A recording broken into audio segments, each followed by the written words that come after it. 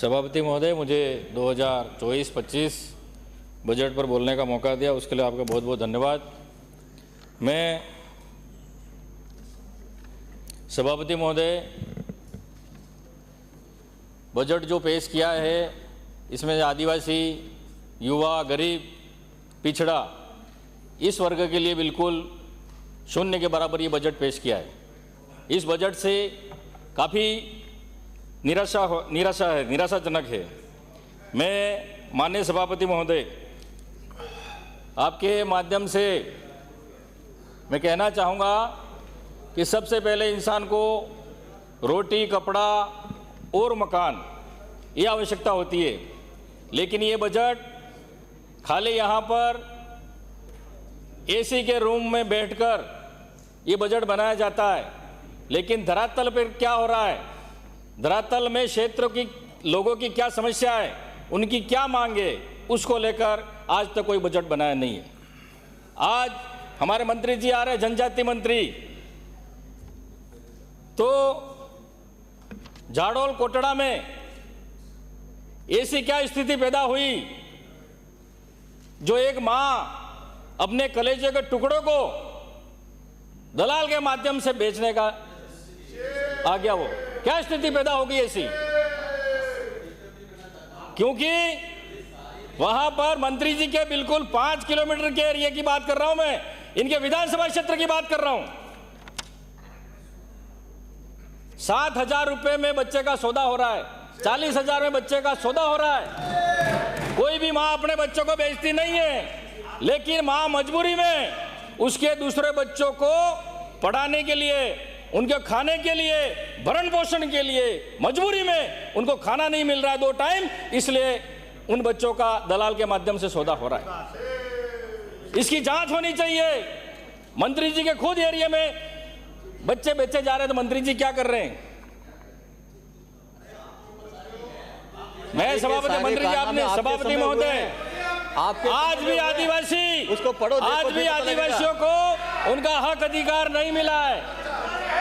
आज भी आदिवासियों को उनका हक अधिकार नहीं मिला है, खाली कागजों में उनको हक अधिकार मिला है। आज भी वास्तविक धरातल में जो मिलना चाहिए उस आदिवासियों को आज तक नहीं मिला है।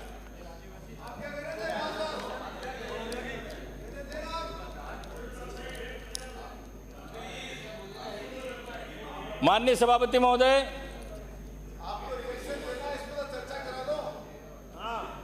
मैं आपके माध्यम से, हमारी पूर्ववर्ती सरकार थी, 2 साल कोरोना था, 2.5 साल हमने शासन किया, लेकिन किसी को भी भूखा नहीं सोने दिया, कोई भूख से नहीं मरा। वो हमारी पूर्ववर्ती सरकार कांग्रेस सरकार थी। माननीय सभापति महोदय, मैं और माननीय सदस्य विराजे, आप माननीय सभापति महोदय, हमको बोलने नहीं दिया जा रहा है। जब हम हमारे क्षेत्र की बात करते हैं, हमारे हक अधिकार की बात करते हैं, तो हमको वहां रोका जाता है। जब इनके सदस्य बोलते हैं तो हम चुपचाप बैठते रहे, और आप भी फिर हमको ही बिठा दो बार बार, उनको नहीं बिठाओगे क्योंकि आप सत्ता पक्ष के हैं। हमारे साथ अन्याय क्यों हो रहा है? हमारे साथ अन्याय नहीं होना चाहिए, हमको भी बोलने का मौका दो, हम भी हमारे क्षेत्र की मांग रखने यहाँ पर आए। माननीय सभापति महोदय, हमारे क्षेत्र की विशेष, माननीय सदस्य शांत रहे। माननीय सभापति महोदय, आप बोलते जाए। हमारे टीएसपी क्षेत्र की युवाओं की खास विशेष करके मांग है, 2 मांग। सरकारी नौकरियों में जनसंख्या के आधार पर आरक्षण मिलना चाहिए, क्योंकि आज जो भी आरक्षण मिला है हमको उसका फायदा नहीं मिला है। अगर विज्ञप्ति कोई भर्ती निकलती है, भले पुलिस की निकले, पटवारी की निकले, सचिव की निकले, तो उसमें अगर हमारा एसटी का लड़का जनरल मेरिट टॉप करता है, फिर भी उसकी मेरिट एसटी कोटे में बनाई जाती है, तो फिर आरक्षण मिल किसको रहा है? ये हमारा ज्वलंत मुद्दा है, और आंदोलन भी हुए, कई बार हमने ज्ञापन भी दिए, आज तक हमारी मांग पूरी नहीं हुई है। उसके बाद प्रशासनिक सेवा में एसटी को राज्य का 12% आरक्षण मिलता है, 12, 12.5। तो हमारे टीएसपी एरिया को देखते हुए, हमारी भौगोलिक स्थिति को देखते हुए, आर्थिक स्थिति को देखते हुए, हमारे रीति रिवाज को देखते हुए हमको पृथक से टीएसपी एरिया को प्रशासनिक सेवा में 6% आरक्षण अलग मिलना चाहिए। ये बजट में कोई हवाला नहीं दिया है। ये हमारी बरसों से मांग है। हमारे वहां पर जमीन नहीं है, 1 बीघा जमीन 2 बीघा जमीन पर निवास रहते हैं लोग, और उनको भी भूमाफियों द्वारा हटाया जाता है। हमारी विशेष मांग है, उसके अलावा छोटी मोटी मांग तो होती रहेगी। लेकिन ये माननीय सभापति महोदय, मैं सदन के माध्यम से मैं सरकार से मांग करना चाहूंगा कि हमारी 2 मांग विशेष मांग है, जब तक हमारी मांग पूरी नहीं होगी हमको वास्तविक में आरक्षण का लाभ नहीं मिलेगा। माननीय सभापति महोदय, आज 76-77 साल हो गए देश को आजाद हुए। आज कई पंचायतों में सरपंच भी हमारे एसटी के बनता है, एसटी का सरपंच बनता है, लेकिन नाम मात्र का। उस सरपंच को चलाता है कोई दूसरा चलाता है। सरपंच जा रहा है बकरी लेके चराने जा रहा है, कोई खेत में काम कर रहा है। तो ये कब तक चलता रहेगा? वास्तविक में लाभ हमको न राजनीतिक में मिला है, न सरकारी नौकरियों में आरक्षण हमको मिला है। आज तक हमारे एसटी टीएसपी एरिया को लोगों को आज तक आरक्षण का फायदा नहीं मिला है। मैं चाहता हूं कि ये जल्द से जल्द हमारी मांग पूरी की जाए।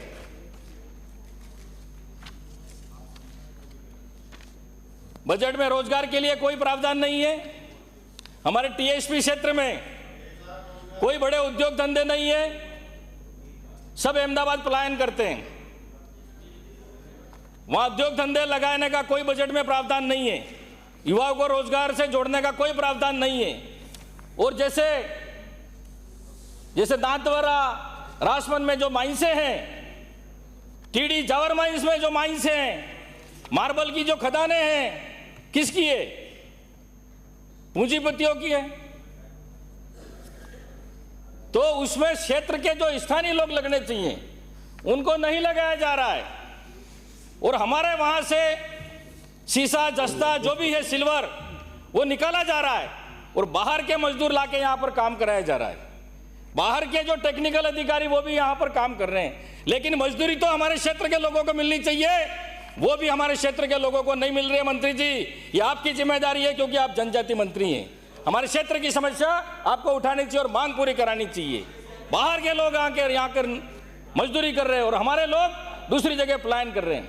मैं माननीय सभापति महोदय, सदन के माध्यम से ये कहना चाहता हूं कि टीएसपी एरिया में कोई उद्योग धंधे नहीं है, इसलिए खाली नरेगा के माध्यम से ही हमारे लोग काम पर जाते हैं।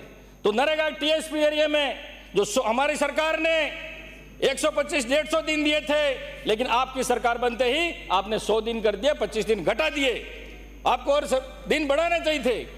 मैं माननीय सभापति कहना चाहूंगा कि टीएसपी एरिया में मनरेगा में 200 दिन किए जाएं। तो देख लो, समय समाप्त हो रहा। पहले से निर्धारित है 6 बजे का। महंगाई के बारे में इस बजट में कोई जिक्र नहीं है। महंगाई के दौर में जो नरेगा में मजदूरी काम कर रहे हैं उनके कम से कम प्रतिदिन दिहाड़ी 400 रुपये उनकी मजदूरी होनी चाहिए, और जो कुशल कारीगर हैं उनके 700 रुपये प्रतिदिन होने चाहिए। पानी और बिजली ये एक सिक्के के 2 पहलू हैं। पानी से बिजली बनती है और बिजली ही पानी को सप्लाई करती है। मंत्री सभापति महोदय, मेरा समय नहीं हुआ अभी, 2 मिनट में अपनी बात समाप्त करें। 10 मिनट का समय था आपका, समाप्त होने वाला है। माननीय सभापति महोदय, जब हमारी सरकार थी 24 घंटे बिजली मिलती थी, लेकिन अभी 6 महीने में सरकार बदल गई तो घरों में बिजली तो नहीं आ रही है, लेकिन बिलों में बिजली आनी चालू हो गई है। वो बिल पकड़ते हैं, बिलों में करंट जरूर आ रहा है, लेकिन घरों में लाइट नहीं आ रही है। 11 बजे लाइट चली जाती है, सुबह 5 बजे लाइट आती है।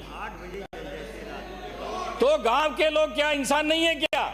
शहर में लाइट आ रही है, लेकिन गांवों में लाइट बिल्कुल नहीं दिया जाए, कटौती कर रहे। 4-4 दिन तक गांवों में लाइट नहीं आ रही है। और पानी की बात कर रहे हो, जेजेएम की बात कर रहे हैं कि हमने ये कर दिया, वो कर दिया, विकसित भारत बना दिया। तो पानी की समस्या शहर में भी है और गांवों में भी है। अगर कोई जनप्रतिनिधि अगर जनता की मांग उठाता है पानी बिजली को लेकर, तो आपके सरकार के माध्यम से हमारे ऊपर मुकदमा झूठा कराया जाता है, हमारे नेताओं पर झूठे मुकदमे कराए जाते हैं। लेकिन आप सरकार पानी, बिजली, शिक्षा और ये जनता को नहीं दे सकते हैं, अपनी कमियां छुपाना चाहते हैं, इसलिए नेताओं को उन पे झूठे मुकदमा कराना चाहते हैं। लेकिन हम इन मुकदमों से डरने वाले नहीं हैं। शिक्षा के बारे में मैं कहना चाहूंगा, माननीय सभापति महोदय, पूरे राजस्थान की बात है, सभी स्कूलें जर्जर अवस्था में हैं, कहीं कमरों की व्यवस्था नहीं है, पानी टपक रहा है और बच्चे चतुर्थ श्रेणी कर्मचारी नहीं होने की वजह से कई स्कूलों में बच्चे झाड़ू लगा रहे हैं, पानी भर रहे हैं। तो मैं सरकार से कहना चाहूंगा कि वहां चतुर्थ श्रेणी कर्मचारी लगाएं, बच्चों का समय खराब नहीं करें। और केसाराम चौधरी जल्द जर्जर अवस्था है उनको विराजे आप। माननीय सभापति, अरे 15 लाख कहां गए आपके? 15 लाख मोदी जी ने गारंटी दी थी, 15 लाख खाते में डालूंगा, दिए क्या? 15 लाख आए क्या आपके खाते में? किस किस के आए 15 लाख? आ रहे आ जाएंगे। आप बताइए माननीय सदस्य महोदय। केसाराम जी आप बोलिए। मैं बोल रहा हूँ माननीय सभापति महोदय, माननीय सदस्य आप कल राजस्थान के इस विधानसभा के